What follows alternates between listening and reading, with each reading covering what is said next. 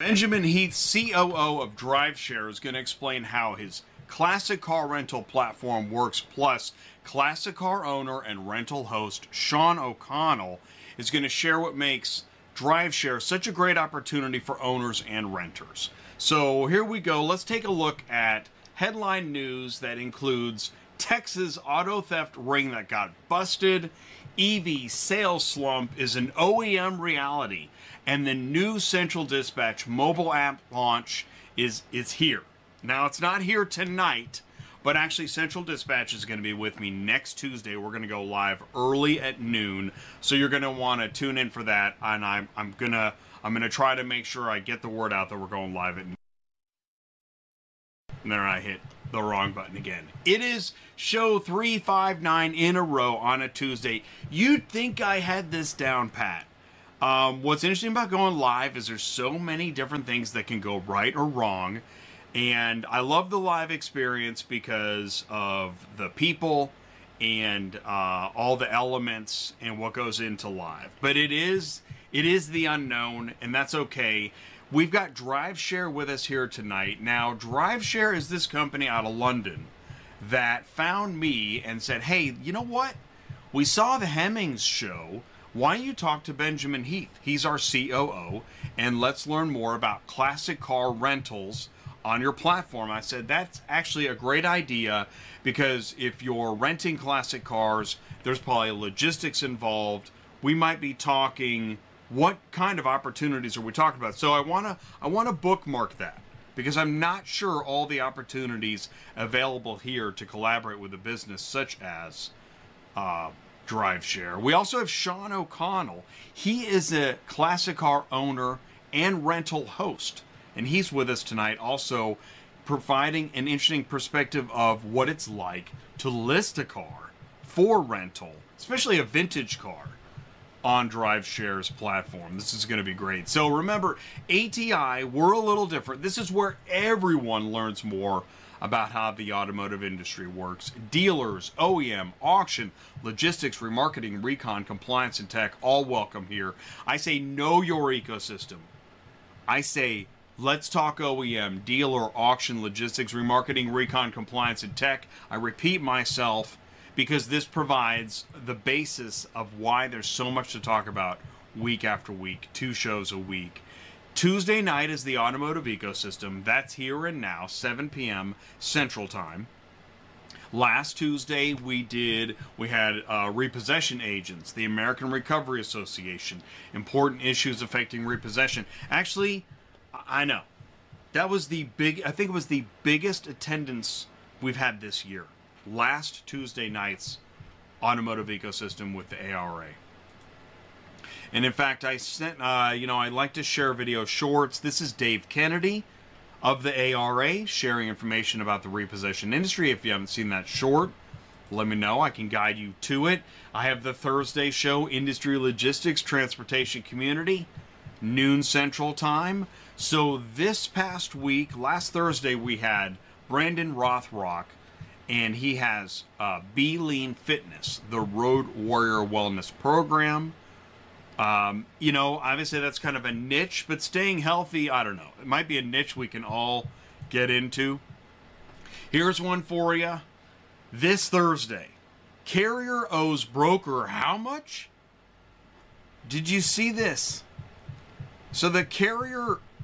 Wait a minute. Carrier's going to get $550 COD, but has to give $250 back to the broker. Let's talk about it Thursday. Is that right?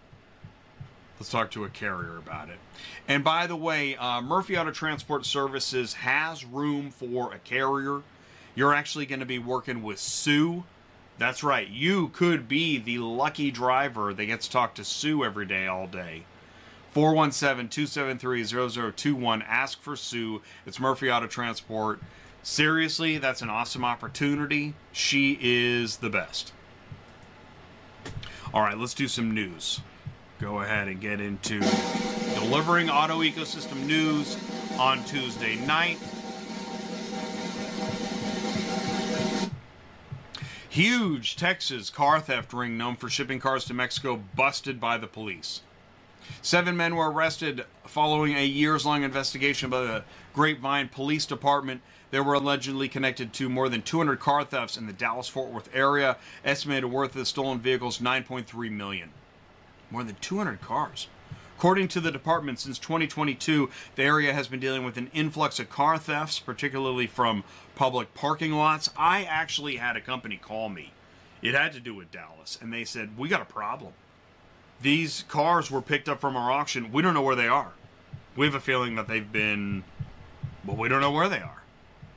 However, between January 2023 and March 2024, 360 reports of stolen vehicles, on average of 20 plus cars per month. Wow. That's a month, notably a month after the suspected car thieves were taken into custody, the department received 0 reports of stolen vehicles. Wow. I guess they got the right guys. Suspects' age range from 19 to 27, focused on high-performance vehicles, including Lamborghini, main targets, muscle cars, Chevy Camaro, Dodge Challenger, Dodge Charger, Chevy Corvette, Jeep Cherokee. Investigation big break came when a crime analyst spotted a stolen vehicle used during the theft for another one. And after a lot of hours of investigation, they were able to identify a suspect vehicle, and from there it just snowballed, and their investigation went wide open. So, man, keep us posted. Here's some mug shots. Let's see. Coordinated multi-agency effort. SWAT teams raided locations in Dallas and Garland. Sees a number of stolen vehicles. Technology for reprogramming key fobs. Another evidence connected to $1 million worth of other car thefts. During the raid of the Garland area home, law enforcement was aware of the property's use of surveillance cameras and the likelihoods of the occupants being armed. Firearms, GPS trackers, stolen goods retrieved. Wow, this is a major operation. Right? And it looks, like just, random anybody, I guess. Court documents show that the group would resell the vehicles to unassuming buyers and had previously been caught shipping vehicles to other states as well as into Mexico. Wow. Nissan dealership profits tank amid U.S. sales struggles. In the first half of 2024, the average Nissan dealership earned 70% less than the same period in 2023. Oh, man. In the first half of 2024, U.S. Nissan dealership profitability plunged to the lowest level in nearly 15 years as the Japanese brand hemorrhages market share. About 38% of Nissan's 1,000 plus dealerships across the country are losing money. Dealers are struggling more than they have in a long time. The pace and extent that store profitability has fallen is alarming. In many markets, Nissan dealers are, at best, selling half the volume that competing Honda, Toyota, Subaru, Hyundai stores are selling. If you're not selling enough new cars, you're not generating enough trade-ins, which feed profit centers such as finance, service, and parts. Higher interest rates, rising floor plan expenses, and lower per-vehicle margins are squeezing profitability. Average dealership profitability industry dropped about 30% in the first half of the year, with Nissan and Stellantis dealers taking the biggest hits. Symptomatic of a mismatch between price and product. What drives the bottom line are good products priced at a desirable level. And as hybrids have gained popularity, Nissan hasn't embraced the technology as quickly as its rivals. Hang on to that. Note that. Stellantis to lay off up to 2,450 U.S. workers as Ram 1500 Classic production ends.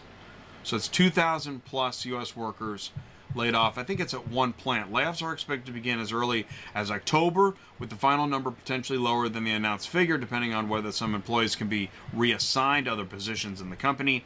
The move is part of a broader cost-cutting strategy focused on improving the company's financial performance. In addition to the layoffs, Stellantis recently offered a voluntary buyout to U.S. salaried workers in an effort to reduce headcount and costs. Last week, I was talking about Nissan offering voluntary buyouts. Nissan and Stellantis getting hit the hardest. Disappointing first half results last month indicated involuntary terminations will follow if not enough employees accept the buyout.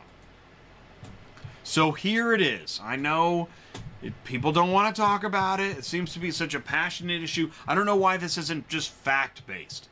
It's like this, you love EVs, you hate EVs, I don't know. But the EV sales reality has settled in, and suppliers worry they'll be left holding the bag. Suppliers are grappling with stranded capital, declining plant utilization, and increased competition as automakers roll back some of their EV targets.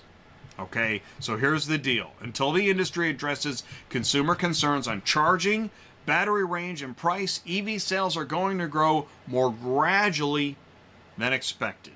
You can't ram it through. I don't know why. I don't know why it's so necessary. Guess what? The consumer drives the market. By delaying vehicle launches or cutting back production targets, automakers are adapting to what they're seeing in the market. Those adjustments are already having massive ripple effects through the supply chain, leaving many suppliers with stranded capital as fewer EV parts are needed than previously thought. A vast majority of dealers not excited at all to sell you an EV. Nearly half of dealership leaders report their sales teams lack excitement about selling EVs, highlighting a need for increased engagement and training across the industry. It didn't happen. Sales staff feel moderately trained in selling EVs. They're not ready. They're not ready to get you ready. People don't want to do it. Charging station status is inaccurate more than a quarter of the time, a study says. And then there'll be something else that says this study was wrong, and then there'll be a counter study to that study. I don't know. It seems to be consistent with what I've heard in the past. Findings demonstrate that station reliability is often an information problem. More than a quarter of electric vehicle charging stations misreport. Now I'm excited. I'm excited about the anti-excitement. Leaving drivers with inaccurate information as they try to figure out where they can charge their vehicles on the road. You imagine, when you go to gas up, and then what? There's no gas in there? How often does that happen? And how do you feel when that happens? Well, here you are, you need to charge up. And stations either appeared out of service or were functional, appear online, but they're really offline. They appear to be in use when they were available 26% of the time. Nearly 11% of the stations appeared offline, but were actually online. Roughly 10% had both software and physical cues indicating the station was online while failing to deliver a successful charge. Seriously? I mean, it's your car. You do need to be somewhere. You don't have time to fiddle-faddle with charging whatever. Do you? If you do, I'll trade you places. The findings demonstrate that station reliability is often an information problem. While charging stations may not be as widely available as drivers would like, neither the industry nor the consumer has accurate information about when and where chargers are operating. Yeesh. And as U.S. EV adoption lags expectations, industry fears a Chinese invasion. Really? Okay. So, you know that Elon Musk he pitches EVs to fans of Donald Trump even though they haven't been buying. Why? I don't know. We don't believe that environmentalism, that caring about the environment, should mean that you have to suffer. Okay.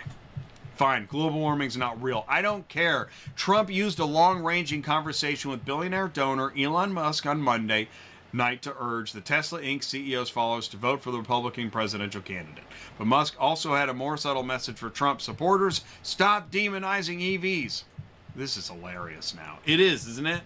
It's funny. Musk said the world should move towards sustainable energy and that battery-powered cars could be part of that future without requiring people to give up things they like to do. When you look at our cars, we don't believe that environmentalism read that, so we make sure that our cars are beautiful. They drive well, they're fast and sexy, he said. Musk's pitch to Trump supporters comes as the car maker sales and output have been slumping, and Tesla said its volume growth will be notably lower in 2024. And adoption of EVs has been politicized in the U.S., with sales lagging in Republican strongholds. While Trump is an EV skeptic, he began praising Tesla in recent months, said on Monday that Musk has an incredible product, in addition to taking politics out of the discussion. Do we need to keep going? Musk said, but we don't need to rush and prevent people from having stakes. It's a car. Whatever. Okay, this is a big deal. Seriously. This.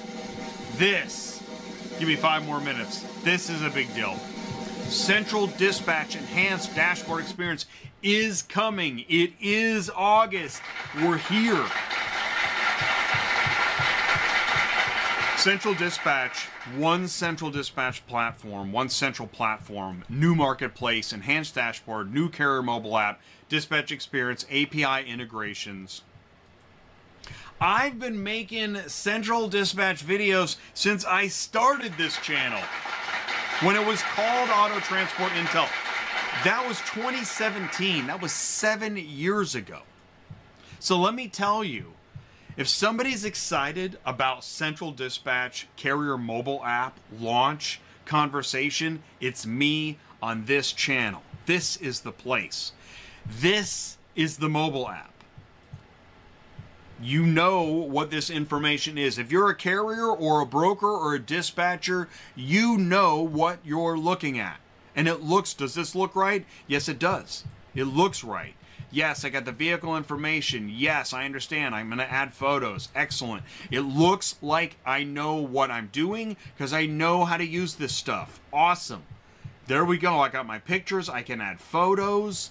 Okay, that makes sense. I can mark damages. I can retake the photo and make notes. Yes, select damage type. Yes, I understand these damage types. Yes, I will select one. Yes, I will add notes. Yes, I understand that. Yes, the agent may or may not agree, and I gotta get on with my life. I gotta move. Yeah, great. I got the options. I get the signature. I'm out of here, man. I get it. I know how to use this. And on ATI, we understand what you're talking about, what you're looking for. So I'm so excited next Tuesday night to have, it's not even Tuesday night, next Tuesday at noon Central Time, Central Dispatch will be live on ATI. One more applause. Amazing. Okay. Rounding out the news, Gen Z shows growing interest in collector cars. Hagerty's 2024 Future Driving Survey indicates a strong and growing interest in collector cars, trucks, motorcycles among Gen Z, defined as those born between 1997 and 2012. And this survey notes that Gen Z expressed significant greater interest at 60%, twice that of baby boomers, of owning a classic car. And YouTube, Instagram, and driving cited as top ways to interact with enthusiasts. Notice how driving is a third of the ways to interact with enthusiasts. That's awesome. Social media and driving. Classic cars spark joy for generations of enthusiasts. It's a sweet vehicle. And the Shelby Cobra, driven by Steve McQueen, making the headlines lately. People are talking about that. A sweet vehicle. So we're going to be talking about sweet vehicles and getting into sweet vehicles tonight with DriveShare on ATI. Remember, know your ecosystem. We go around and we talk about the entire automotive ecosystem. We're in the neutral zone. If you got something to say, you can say it on ATI. We won't be offended by the truth. Thank you, RideCell. Thank you so much for the interview and talk about the truth and reality. I love it. Really appreciate that. Remember, you can leverage ATI in your business. I don't ship cars. I move information. It's risky. Get the podcast. Contact me. Let me know how I can help. I'm Jay. You can send an email, autotransportintel@gmail.com. Do me a favor, stick around. Right after this, we're going to be live with Ben Heath, COO of DriveShare. Stick around. We'll be right back.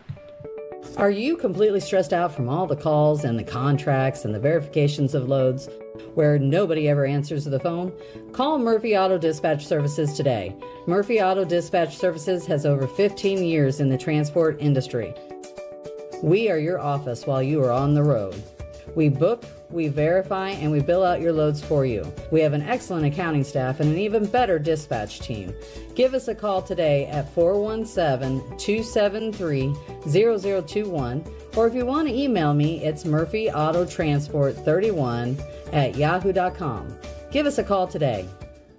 Transport Auto Quoter is by far the leading auto quoting software on the market, and the only auto quoter with a pro version that comes preset with accurate pricing for anywhere in the U.S. So you don't have to worry about it. The best part is that no change with your current software is needed. Just plug TAQ in and start booking jobs. Carriers can easily plug TAQ into their current websites and start making money right away. I bet you're wondering how we do this instantly and accurately 24/7. Well, constant analytics is the key. Our Price Watch team is constantly monitoring current market conditions, paying close attention to seasonal and quick-moving industry changes. At the end of the day, it takes a lot of time and data to maintain good pricing, time that most of us just don't have on a daily basis. So free yourself up. Using TAQ Pro is really a no-brainer. Save time and money, maximizing your leads and optimizing your online investments. You'll finally be able to sleep well at night knowing that TAQ is on the job selling for you 24/7. Never missing a potential job. Don't lose any more sleep worrying about missing leads. Get Transport Auto Quoter to quote the right price the first time, every time. Run your business with TAQ. Visit transportautoquoter.com. All right, thank you so much. Please do help me wish you a very, very warm welcome to the COO of DriveShare, Ben Heath. Can you see me and hear me okay? I can see you, Jay. Yeah, everything's working well. All right, great. I can see you. I can hear you. Please do me a favor, say hello, and tell us a little bit more about you and DriveShare. Sure. Well, thanks, first of all, for inviting me on. It's great to be here to talk about DriveShare. My name's Ben Heath. I'm the Chief Operating Officer of DriveShare globally. We are simply the world's largest classic car sharing and experience platform, operating in 30 different countries all over the world. And, you know, we're all about connecting car owners and amazing cars and passionate car enthusiasts and putting the platform together to bring all of those people together. So you can rent. This I'm going to bring up the website. Yeah. We're just getting our feet wet. You know, we met briefly, but the goal of this show is to continue that conversation, getting to know you and the platform. So with DriveShare, I can rent a classic car. Where can I do that at? So, I mean, as I said, we're actually a global company. So we're in 30 countries all 30 across countries? the world. Wow. Yeah, 30 different countries from that. Our biggest market is definitely North America. So, you know, that's where we have the largest number of cars and the largest numbers of bookings. But you can book a car for, you know, a number of different activities. So the biggest one I think that obviously most people will be aware of is self-drive. So you can, you know, rather than go to the airport and pick up a regular hire car, you can find a car on the platform that's really cool and make that part of your vacation, make it part of your weekend, make it part of your family trip. We can absolutely do that. But it also, you know, and it's interesting, I was watching your lead in about the, you know, the interactions with Gen Z, right? And only self-driving the car is only actually a really small part of it. And we see that absolutely within our platform as well. So we do a lot of rentals that are, you know, weddings, as you would expect, but just people who want cars for the weekend to do really cool photo shoots, or they want to put them into, you know, on a business level, into motion pictures and films and music videos. And we kind of cater for everything all the way across that, you know, across that spectrum. Since we're on that, I think you were talking about like movie production. I think we tend to forget that when we see a car in a production, in a shot, could be an advertisement, there's vehicles placed in all sorts of things. We see them, and I guess they're so well placed we don't really think about it. Yeah, absolutely. I mean that's actually my original professional background. So, you know, way back when I was actually a second assistant director, I worked for the BBC in the UK, and yeah, I mean, I absolutely remember the days of, you know, trying to put, you know, 50 different cars in front of a director and, you know, them coming back and saying, well, I like it, but I want like a slightly different shade of red. Right now, go out and try and find that. And it was really a process a lot of the time of, you know, beg, stealing and borrowing and kind of going to a guy that knew a guy that might know a guy and, you know, trying to convince him to turn up on set on time so this car can be, you know, in a picture. And it is a huge undertaking. And you know, particularly within the US again and UK and Australia, you know, that is a big part of what we do in business to business, you know, that sort of area. And for our car owners, I think, you know, we use and we talk about movies and music videos very much as an introduction for car owners to our site. Because one of the big pushbacks we have when we talk to new car owners is, you know, I love my car, right? There's no way that I would allow somebody else to get behind the wheel of it.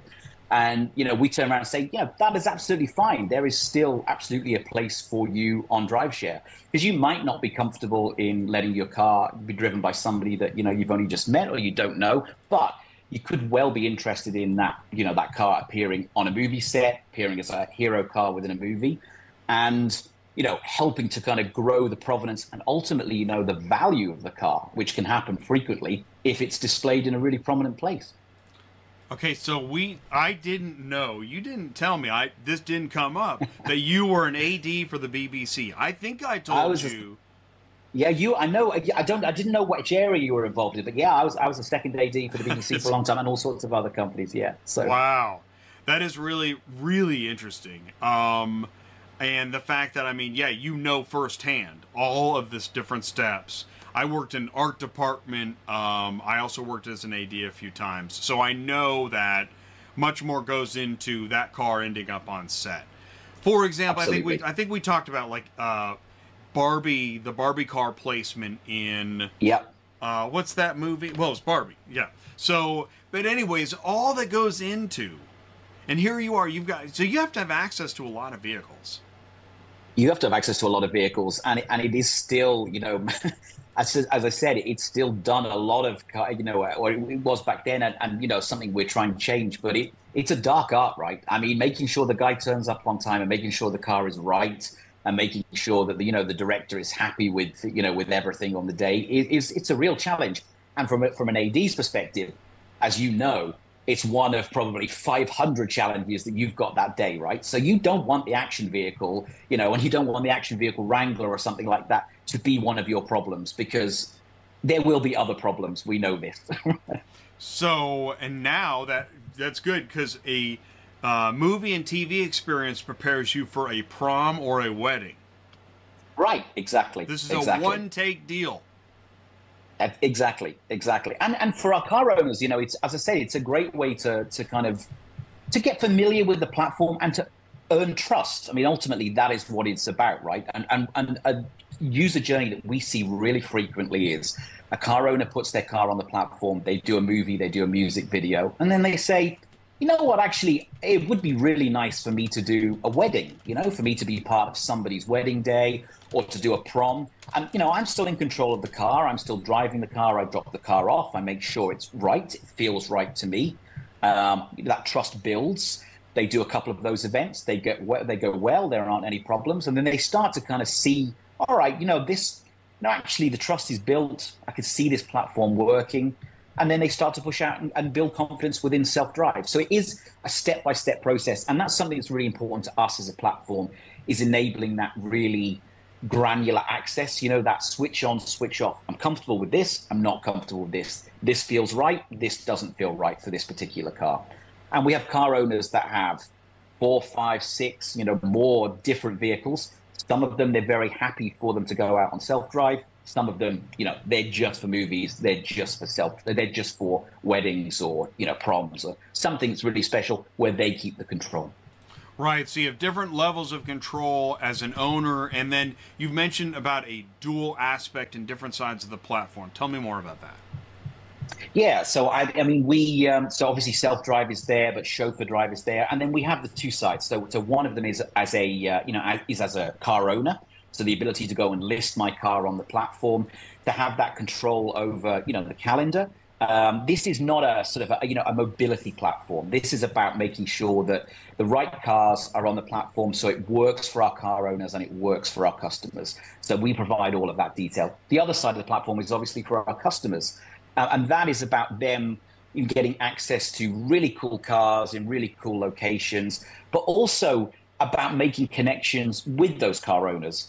The thing about somebody that owns a classic car is that classic car always has a story, right? It always has an awesome story. And part of the fun and the attraction to the platform is classic car owners sharing the story and the provenance of the car with the person that's having that experience. And we have so many stories of people that build kind of, meaningful relationships with the guy that they hire the car from, or, from the wedding event. I had one the other day. I was talking to a car owner, and they said, I love doing weddings because I drive up, I do the wedding, I drop off the person, And the first thing that happens is 5 people come out of the wedding. We stand around the car and we have amazing stories about my car and this car and telling those stories. So it's very much a dual side and about making those connections. And ultimately that's what brings people to the platform for that kind of, shared passion around the industry and around the classics.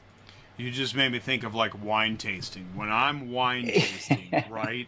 It's really happening when the folks that own the location and the server and the wine tasters, everybody's on the same page, but from a different angle. And it's a great analogy because, everybody's got an opinion about wine and everybody's got an opinion about classics, right? Everybody has their own thing, and that dialogue and that kind of vibrant conversation is, what makes it sort of so interesting and such a fun industry to be a part of. What we should do is let's do this. Let's go ahead and bring in Sean. Sean is an owner and rental host. So here we go. Sean, go ahead and get ready, Sean, because you're about to join us here live. Let him get his camera, microphone, and the stuff set. He's going to be jumping here in a second. And also, Don McLean says he loves this app, loves the platform. So, that's great. Yeah, that is great. Thank you, Don. Okay, Sean, can you see us and hear us okay? I certainly can. Great. We see you. We hear you. It's a beautiful sunset over the Golden Gate. Sean, right. Please say hello and tell us a little bit more about you.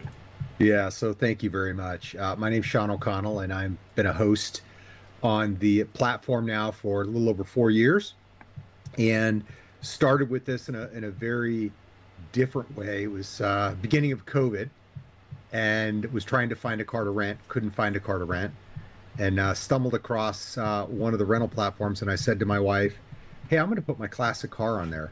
And she thought I was crazy, and she said, no one will want to rent your car. And within the first 8 hours, I think we had 6 reservations. And fast forward that to where we are now, we've got 3 cars on the platform, and we specialize in classic Mustangs. It's been fantastic. It started out as one car and getting over the fear of allowing someone to drive your car off and see your baby go, to now we do things like sometimes, music videos, as Ben said, movies, weddings. We have a very large contingency of Indian weddings and barats that we do. We probably do 3 to 5 a month. And so, today, this is a big week for us here in the San Francisco Bay Area. It's Monterey Car Week, so our cars are rented this week, headed down to Monterey for folks that are in town that, want to be part of the experience and drive a classic car around Monterey and Carmel during Car Week for 3 or 4 days, to things like anniversaries and special occasions. We get rentals like that go to Napa on a regular basis. So yeah, that's how we got started, and that's where we are today. You're in the perfect area, and for the wine tasting analogy, probably people do rent cars to go wine tasting, right? Why not? We do, yeah. We get quite a few. Yeah, they'll pick them up on a Friday, and they'll head up to Napa, and they'll wine taste, Friday night or Friday afternoon, Saturday, and come back Sunday, and then head to the airport. And Napa's the place for that. It's ideal, right? We're fortunate. We've got great weather. It's easy to drive. We're in close proximity to Napa, so we're located about 45 minutes south of Napa, and we're about an hour and a half north of Monterey. And we're 45 minutes east of San Francisco. So we're in the ideal location. Actually, perfect time to talk about it. So then can a person get off the plane at the airport? Let's say probably near Oakland Airport, I'm guessing, ish? Oakland Airport, SFO, San Jose. Okay. Yeah, they're all within proximity. Okay. Perfect. You fly in. Can you get into a drive share classic car rental at that point? You can. So we offer delivery. So customers and guests can actually request that the car be delivered. We meet them at the airport in a predefined location. We'll do the handoff. I'll spend 15, 20 minutes with them in the car to make sure they're comfortable with it and they have a good experience when they leave. They have all my contact information. So if something were to, go wrong, which can happen with any classic car, any car for that matter. And then when they're done, I have a predetermined location that we'll meet at the airport. They drive up, we do the handoff and the checkout process, and they get headed into the airport. At this point, then, after, I mean, it sounds like you've done this several times, is it kind of, you almost feel like a plane instructor, you know, trying not to crash, but you're good, right? You know, well, so it's interesting. 60% of our guests are female renters that have never driven a classic car, but it's either they want it as part of their wedding, or they want it for a weekend with their girlfriends, or it was a bucket list thing to do. And Mustangs are iconic.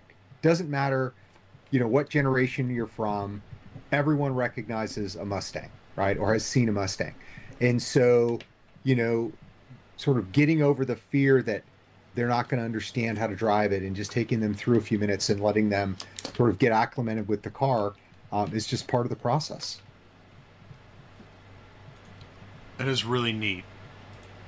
Actually, now I'm starting to really, you know, that's what's neat for me as doing this show, prepping for this, is I've started to think, yeah, what if I could get into a vintage classic? I think of like Palm Springs. Right. Like if I go to Palm Springs, if I ever get there and I get to do whatever I want, I would love to drive like some vintage classic awesome car. So we actually have one of our cars that we send down in the fall, once the weather becomes a little cooler, and it stays there in the fall and into the spring. And it does exactly that. We have guests that rent them for weddings, or they're in town for 3 or 4 days, or they're going to Coachella. And, you know, they also have in Palm Springs, they have a specific week where they do nothing but like 60s and 70s stuff. They do tours of houses that are set up that way. So people want to drive classic cars as part of that whole experience, that come into town just for that event. Yeah, and as a business, we're sort of seeing that the rental period is extending out, right? So you know, previously we were doing sort of 1-day rentals, or they were, you know, they were sort of small, go and do a drive and then come back. But I think, you know, now we see a lot more that this is sort of, you know, it's part of the vacation, right? We want to go somewhere beautiful, but we want to do it in an awesome car at the same time. And I heard a great story the other day that, you know, a couple went out with a family, and they did exactly that. They booked an amazing car. They had a fantastic week. And the only complaint was that, you know, there were more pictures of the car than there were of the kids when they came back. But apart from that, it all went really well. And they, you know, it was very much a part of the experience and a part of the vacation. Let's talk about some of the business pieces then. So insurance and some of those aspects. How does that work? Yeah, so we obviously, insurance is a key part of it, and it kind of builds into our core proposition, which is built around trust, really, about trust between the car owner and trust between the renters. So we offer a really robust insurance package, particularly around the self-drive piece. So that's $1 million of liability coverage with every booking. And then for the damage piece, we offer, sort of like many other platforms, you know, a different kind of pick and choose in terms of comfort and in terms of value. And you can absolutely offset, you know, all of the cost, or you can take a degree of, a degree of risk in terms of what you want to pay. But it is a really robust insurance package. And, you know, I'm sure Sean can talk about his experience with, you know, how it works and things like that more. But it's a really key part of what we provide to provide the, you know, the safety and security and the, you know, the comfort for everybody involved. Yeah, that's okay. Perfect. Can you hear me now? Yeah, perfect. All right, perfect. Yeah, as a host, the insurance aspect of this is critical, right? It gives you that peace of mind. And that's what makes DriveShare unique, and gives you that comfort level as a host that if something were to happen, God forbid, that you're going to be protected. And, you know, it allows you to not only insure your asset, but also the drivers that are, you know, having your car. So they have insurance as well as part of that. If there wasn't the ability to insure, I think it'd be a tougher pill to swallow and to be a lot more concern. But the DriveShare platform makes that, you know, problem free. And it really makes a difference as far as, you know, renting the vehicle and not having to worry about what happens if something goes wrong. Do I end up losing my vehicle? Do I, you know, what are my insurance liabilities? So I think this is fantastic. And here's what I was thinking. Let's do this. We didn't talk about this, but let's say here I am. I'm on the website. What should I do? I'm at driveshare.com and I'm interested. Where should I go? Click rent your car. You can search. Click Rent a car. Click Yeah. rent a car. Okay. And then you could enter in a city or location. So for example, just type in San Francisco up there. Okay. There you go, San Francisco, California. Yeah. And then what you're going to see, all the vehicles that are going to come up that are available for rent in the San Francisco Bay Area. And it's much like any hotel site or anywhere else that you might want to go. You can now put in specific dates. You can choose if you want to do a self-drive or a chauffeured drive. If it's for commercial, you'll see the different cars come up. There's our green 66 Mustang that just came up. So if somebody chose to rent, that vehicle, they could click on that. They could see the price per day. Everything's calculated. You could put in the dates of availability to check availability. You'll have the option for your insurance and all of those types of things that might be available to you. And you can see that. Let's say I'm like, okay, I'm looking at Labor Day. I'm flying. Oh, okay, I can't. Oh, yeah, no, I guess I can. I can do it that soon. I'm okay. Yep. If the car's available, then Friday the 30th. Let's say, yeah, okay, that's fine. Let's say I get in at 6:00 a.m. And then I'm gonna leave Sunday. That's an early start. I want it till Tuesday. This thing's gonna be amazing. Not available from. Let's see here. From 9:23 to 8 a.m. because it's booked that day. It's already booked that day. Okay. That's right. So maybe I can take it back a day early. You probably could. Oh, it's already booked. Yes, it is. Wow. So, it's a popular car. It is a popular car. It's a very popular car. Wow. And here it gives rental rates by day. All right. Wow. So that one didn't work out, so I could just keep searching. This is a lot like, it's like Airbnb for cars. It's Airbnb for cars.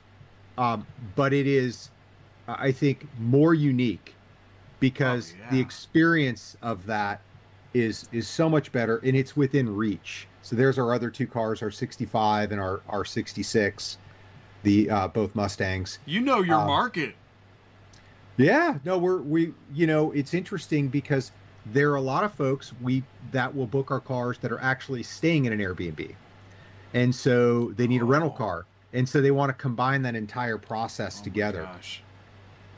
And these are just photos. A lot of these photos we get from our guests. They just give them to us. They send us. They say, hey, we took this photo and thought you might want it. And so I periodically will update. Wow, look at that one. Napa. They're beautiful. Yeah. Something I'll periodically update stuff. That, it's awesome. Yeah. Oh my gosh. This is neat. It seems really easy to use. It's very intuitive, super easy to use. You have any type of car you can think of. We just happen to specialize in Mustangs. And, they're easy to maintain. They're easy to work on. They're reliable. But there's anything you can think of, right? And the other reason we like Mustangs is they have large trunks, and they can seat 4 people if needed. But a lot of times your guests come in and they have a couple of suitcases. And, if you take a look at the car on the left of that car that was a little 2-seater, sometimes if you want to have that car for the weekend, it may not be suitable, to put a couple big suitcases in it if they're flying in from out of town. So Mustangs give you a lot of that flexibility. We get people come to the site for different reasons. I mean, and sometimes they're coming in and they're just looking for a cool car, right? Something that they see the pictures and it resonates with them. And other times they're looking for something, really specific. So you can also search for, a year and a model and a make, and, that could be about recreating a first date, right? The car went in, or a parent's car, or something that has that kind of nostalgic value. And it's really awesome to hear, and those stories. And our customers are great at sharing, those with us, and to hear how recreate those memories, or make it something really special. Yeah, and you're right about that, Ben, because we get guests oftentimes. They will book a car for a parent, right? A mom or a dad that are celebrating a birthday, that was the car they had just like that in high school. And they don't have that car, but they want the experience of being able to relive it. We get that all the time. A lot of spouses will book the car for their significant other for special events like a birthday or an anniversary, for that very reason that you just described.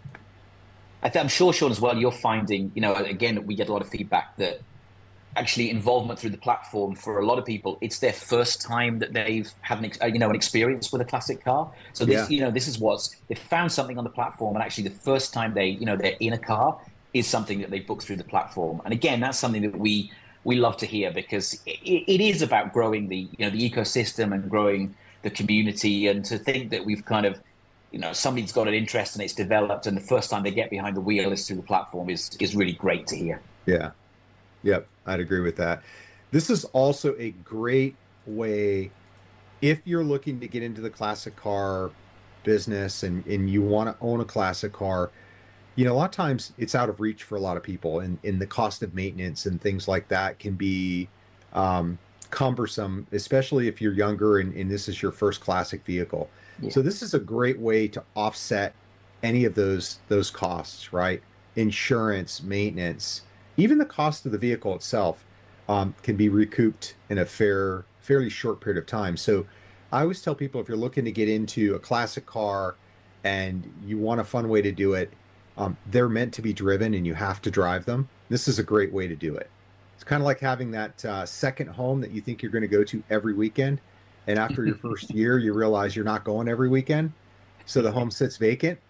This is, it's the same with classic cars. So there you go. So you got me. I'm interested. I'm Gen Z. I want to do it, but I've got concerns, and help me overcome obstacles. Right? Yeah. What do you tell somebody now? They're interested and ready to go, but they're scared. Yeah, in terms of just wanting to rent a vehicle or finding a vehicle that they might want to rent. Being ready to be a host. I'm just not ready to be a host. Not ready to be a host. I always tell them, think about the car from a different lens. Don't think about it from the enthusiast lens. Think about, is your car suitable to be rented, right? Does it have safe brakes? Is it well maintained, right? Those are the things that you want to think about as a host, which is, somebody's going to be using my car for a special event, whether it be a wedding or whatever it might be. I want that experience to be great. So always think about the what if, and make sure you have a well-maintained car. Make sure it has, power steering or power brakes, or it's an automatic, something that anybody that might not have ever driven a classic car, probably doesn't know how to drive a manual in some cases, can get into the car and quickly drive it and be safe and have fun and it be a worry-free experience for them. And so many classic cars fit that bill. When you really think about it, a lot of them fall into those categories. And so I tell them, think about it from that lens and that perspective. If you're looking to acquire a classic car that you might want to rent, you definitely want to look at it that way. And just make sure that you are maintaining it. It's really important to have a good business partner that can help you work on the car if you need to. I'm very fortunate. I've got a business partner in Billy Built Inc. in San Ramon, California, that he does all the maintenance for me, right? Which makes life much easier. So I constantly are maintaining the vehicle and making sure that it's clean, safe, and it's clean, it's well kept. If anything might potentially go wrong, I bring it to my business partner and we'll just double check and make sure the car's, operating really well, especially if they're going to drive down to Monterey, which might be 100 miles in each direction, or they're going up to Napa. We've had some people take our cars all the way to Yosemite, and we're talking about 175 miles each direction at altitude. So you really want those cars to be running and running well.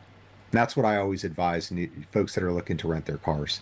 And then you personally provide instruction, right? So you got maintenance and instruction. That's right. And if those two things are covered, everything should be fine. Everything's generally fine. Knock on wood, right? They're classic cars. Anything could go wrong. Ben hit on it, right? Especially, as a production person, there's a reason that they'll tow a lot of those cars to the video site and not drive them, right? We drive our cars everywhere. I don't own a trailer. If we're doing a movie shoot or we're doing a video shoot, my boys, one is 21, the other's 24. They love to go to those video and music video shoots. And they're like, Dad, I'll drive the car there. And they'll stay there all day with Then they hang out at craft service and yeah, they're loving it. It's like Right. you know, and they're getting paid to do it. They're like, this is the greatest thing ever, you know. And so, and then I think know from one of the things fans.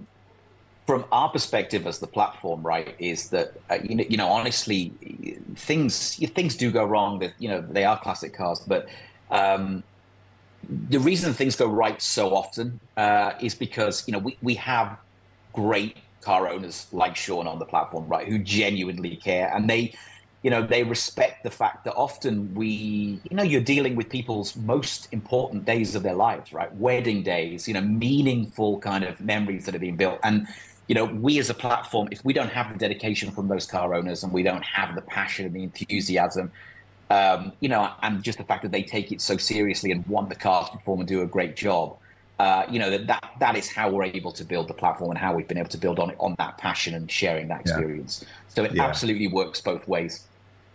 And nothing makes you prouder as an owner when you get a great review and the guest is like, we had this on our wedding and everyone talked about it and it just made everything so special.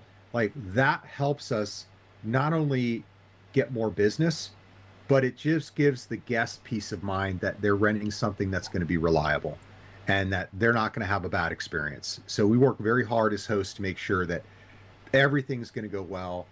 There's a lot of times we'll give, locations on, hey, go to this winery or go stay here, or go do this, especially if it's out of town guests.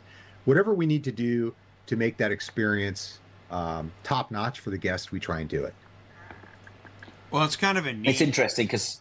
Yeah, go ahead. Sorry, No. One of the things that we're looking to bring to the platforms, it's in development at the moment, is around the experiences space. So one of the things that our car owners say to us, frequently is, look, it would be great for us to be able to kind of build out these more detailed experience packages to put together this local knowledge and these suggestions and maybe glue in accommodation pieces. And that's something that'll come to the platform towards the end of the year to be able to build out these, these entire experiences, right, that aren't just, they're driven by the car and the car is absolutely the focus of it, but it's the facilitator for something wider because, as Sean just said, they have this amazing kind of local knowledge and these routes and access to this information that's just not available anywhere. And for us to be able to bring that to our customers, I think is going to be really, really exciting. Yep. No, absolutely. In fact, when we send our car to Palm Springs, it stays with someone who has an Airbnb rental. And so the car's in their garage. And so the guest books the Airbnb and then they see the car and he's got a little rental platform thing in his house and they can call and book the car. And inevitably they do. They're like, we've got this cool classic car sitting in this garage. What a great experience. Let's rent that for the day too while we're here in Palm Springs. It just makes everything great. Well, there you go. And then you also, whatever are the hottest attractions and experiences nearby, you do. You have these packages coming together. It sounds amazing. It's fun to have you on, Sean, because I think that anybody that is interested in being a host and is on the fence can learn a lot from your experience. And I was going to say, Ben, there's nothing worse than if you let's say you are the AD on set and you're like, we're going to lose the car at 2:00. The car is our biggest problem when the car's leaving. We have Absolutely. actors and cameras and everything else, but we're worried about when the car needs to leave. So that flexibility of a host with whatever it is, the prom, the wedding, the photo, the instruction on site. I think it's really cool that you're there when the renter meets the vehicle, you're there to help chaperone them through and see them off. That's really, really neat. Yeah, no doubt. It really helps. I think it makes a good experience. It's problem free. That for us has really made a difference because we get calls from different directors, different people all the time, and they say, "Oh, we heard about your car through this group, and it meets our criteria. We hear it runs great. It's not going to give us any issues," and it just leads to more business opportunity for us.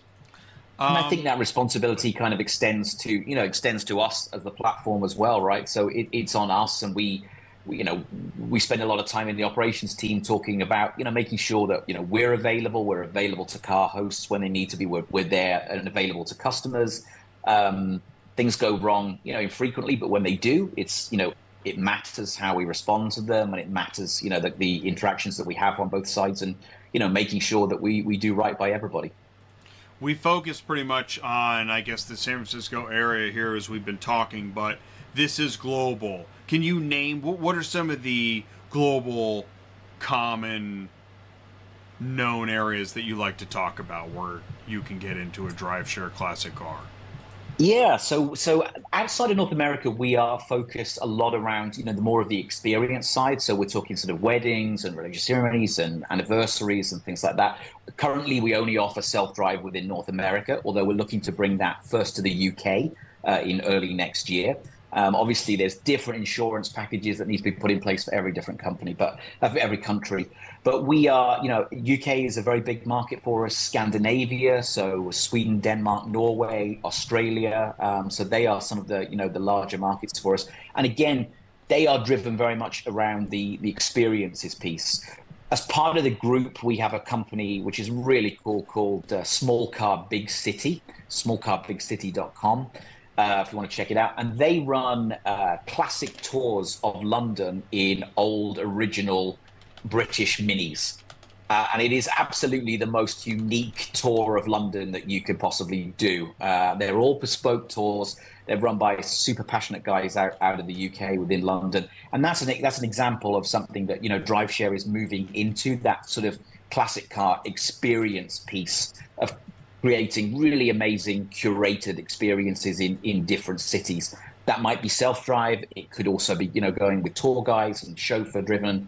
But it's a really cool product. And I'd encourage everyone to, to go on and take a look at that as well. Just pulled it up and shared it in the live chat. Awesome. Guided tours of London, England, and classic Mini Cooper hire. That's awesome.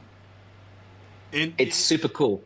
This is the fun part of experience-based, I don't know if it's, business, meaning that you find about these websites and experience and possibilities, and it sets you on course to explore something you didn't even know about 1 minute ago.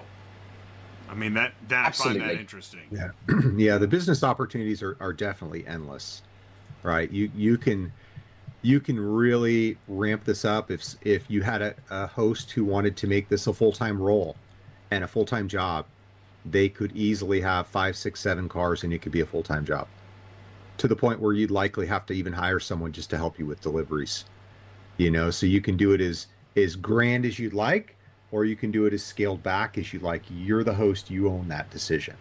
So if you're doing it just to cover the cost of a vehicle, so you can have a cool vehicle and experience that, you can do it as low key as that, or you can sort of grow like we've grown over the last couple of years, which is, adding a car each year.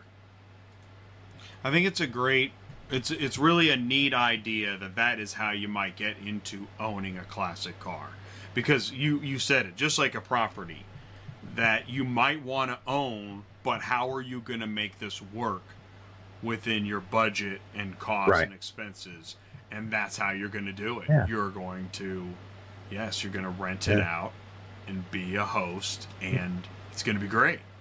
And there are specialty classic finance organizations and companies that exist that can help you do that as well.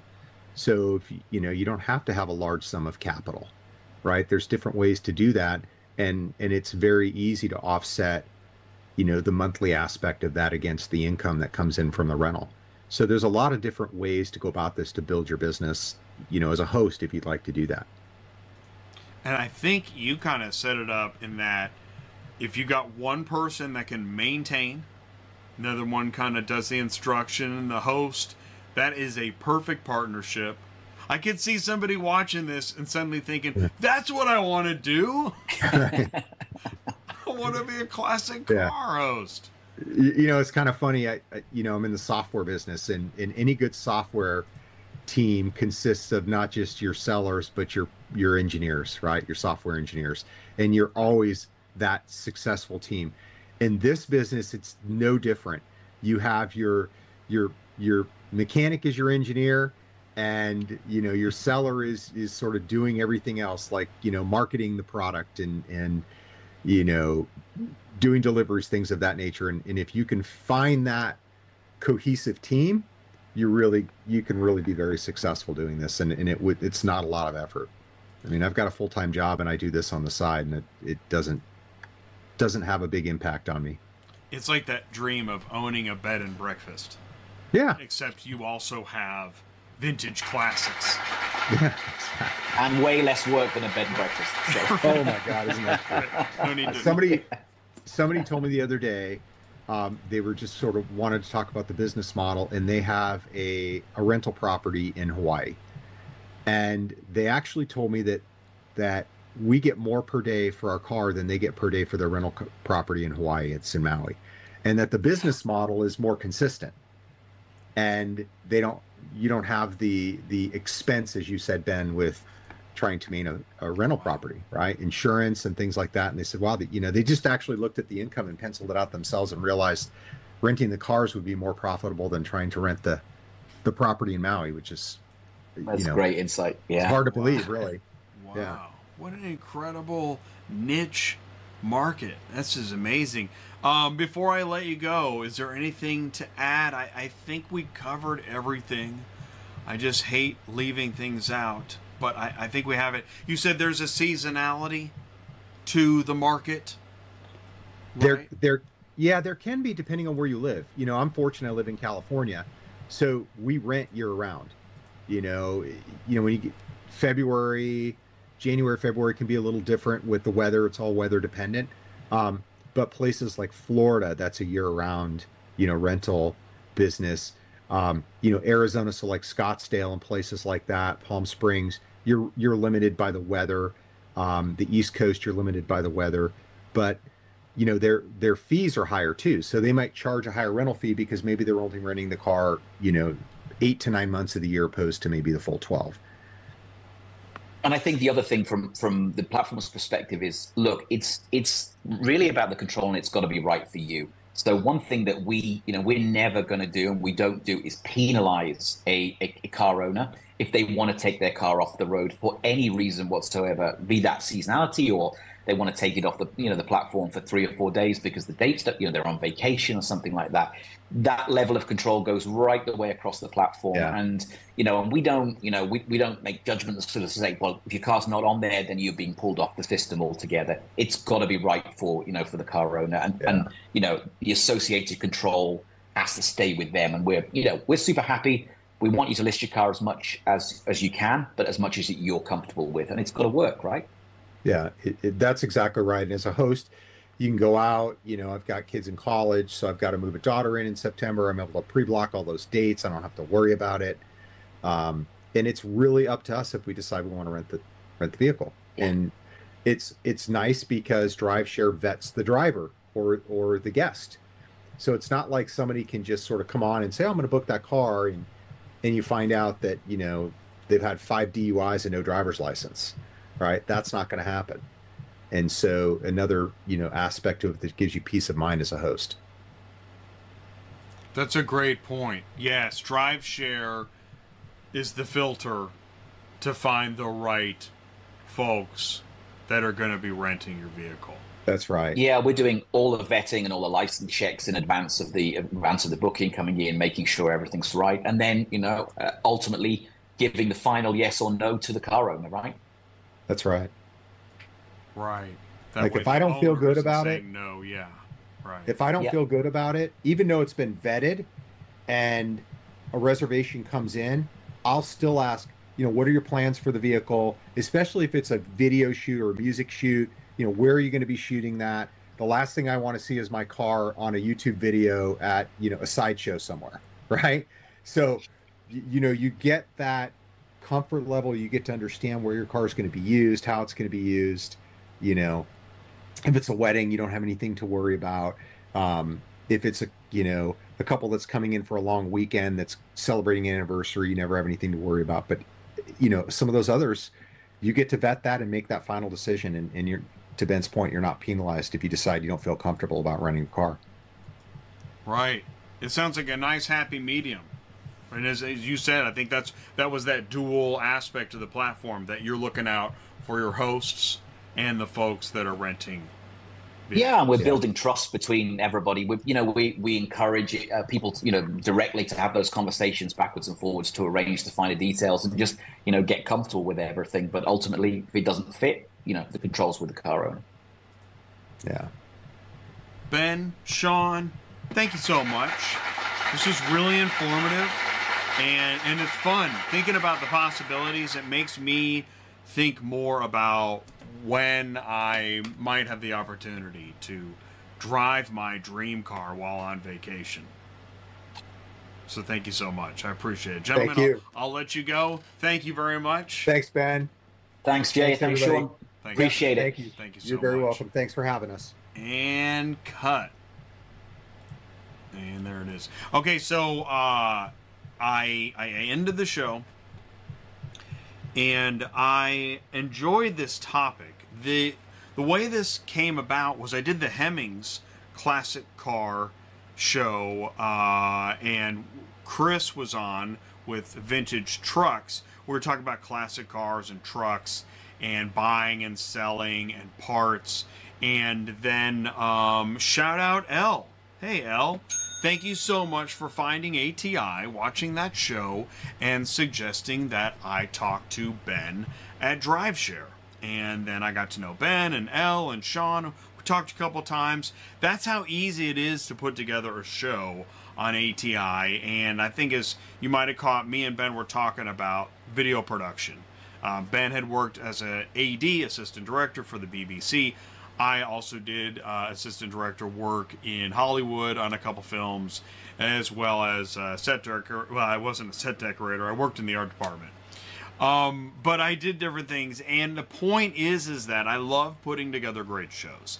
It's not hard, and if I make it look easy, great. It's also not the simplest thing because I do it live. But if you're interested and you've seen something that makes you think maybe I want to talk to Jay about a show, send me an email, autotransportintel@gmail.com. Just keep watching, get the weekly emails, and know your ecosystem. If you are trying to learn more about automotive, I set up ATI so you can actually access automotive. For too long, I was around either dealer material or auction material, in the early days, broker material, and I didn't understand it, I couldn't make sense of it, and nobody was really teaching me. But on ATI Auto Business, this is for everyone that wants to learn more about the automotive industry. You can email me, autotransportintel@gmail.com. There are no stupid questions. I play Captain Obvious all the time. Look, I'm doing it right now. I want to thank Ben Heath. I want to thank DriveShare. I want to thank Sean O'Connell. I want to thank Elle Tucker. Thank you so much for helping me put this together. I want to thank the folks in the live chat, all few of you. Listen, I know that there's many choices in media, and thank you for choosing ATI. I sure do appreciate it. Thanks for watching. The best part of what my little speech there is that next Tuesday, Central Dispatch is going to be live on ATI. I'm losing my breath there. Episode 360 in a row on a Tuesday. We're going to go live at noon with Central Dispatch. That's Cox Automotive. This is the mobile app we've been waiting for, we've heard about, enhanced dashboard, etc. There is no more important place to do this other than ATI. I know mobile apps and dashboards and booking car haulers inside and out. And I'm ready for a great show with Central Dispatch and Cox Automotive. Really looking forward to that. I'll give an applause now. Thank you all so much. Here comes the car hauler. Stay safe, and I'll see you soon. Thanks all. Good night.